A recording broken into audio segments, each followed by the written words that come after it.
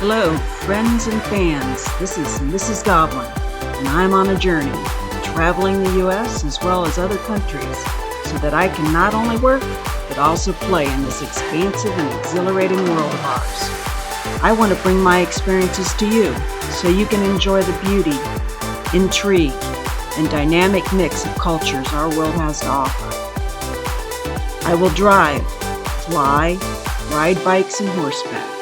I will scuba and raft to wherever I possibly can, so that we can all truly embrace the adventure and exciting opportunities that are available to all of us who wish to endeavor in them.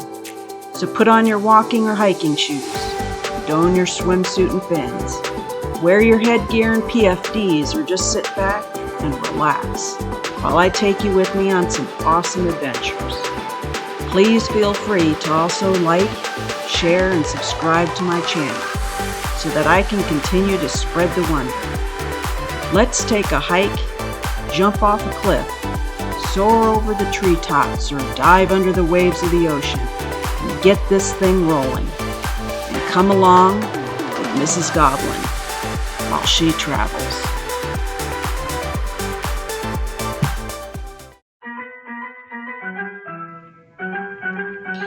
In the early 1900s, the U.S. was going through many changes.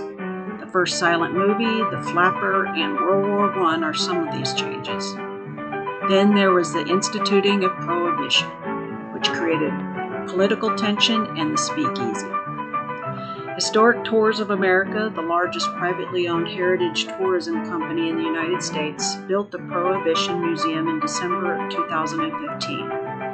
HTA has operated since the early 1970s, providing vacationers unparalleled service as the nation's storytellers. On January 16, 1919, the 18th Amendment was ratified as part of the Constitution. This amendment was to go into effect 1 year from the ratification date and would institute what we know as the Prohibition Amendment.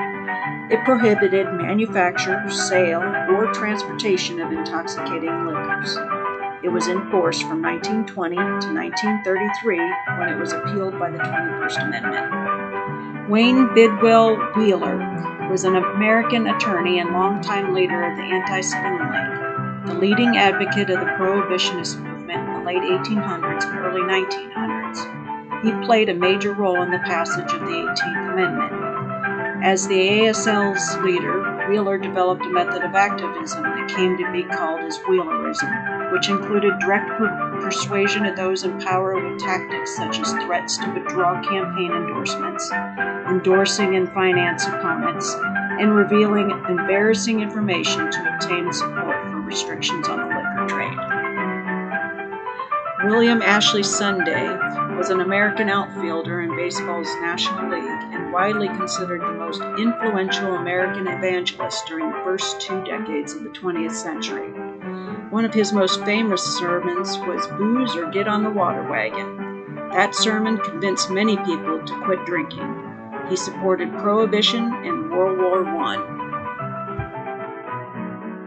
As Prohibitionist efforts increased, they began using the wartime as a promotional aid to abstain from drinking. Suggestions that you were in support of the war effort by supporting the Prohibition were commonly reflected.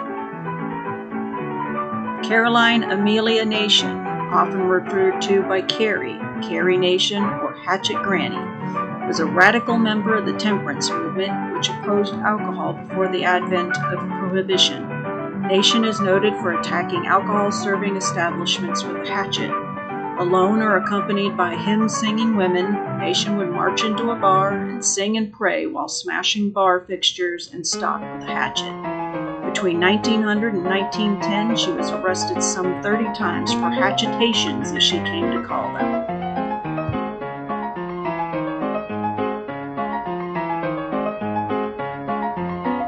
Saloons were closed, but alcohol wasn't the only commodities considered to be poison. Tea, coffee, chewing tobacco, and cigars were advertised as negatively impacting Americans.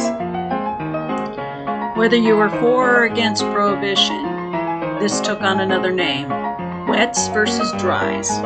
Wets were described as being those who lived it up in speakeasies and concocted illicit gin in their bathtubs, and dries supported Prohibition. This became a political divide in America during the 1920s.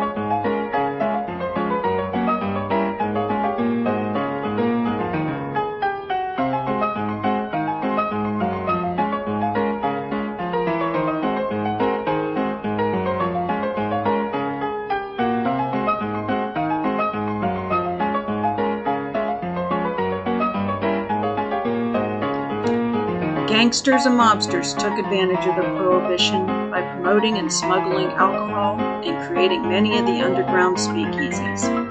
Many a mobster made names for themselves, such as Machine Gun Jack McGurran and the notorious Al Capone. The criminal element was significantly over-traumatized during this time period, with the suggestion that crime rates were much higher than they really were. The 1920s brought about a significant change in American history, and Prohibition was a predominant factor.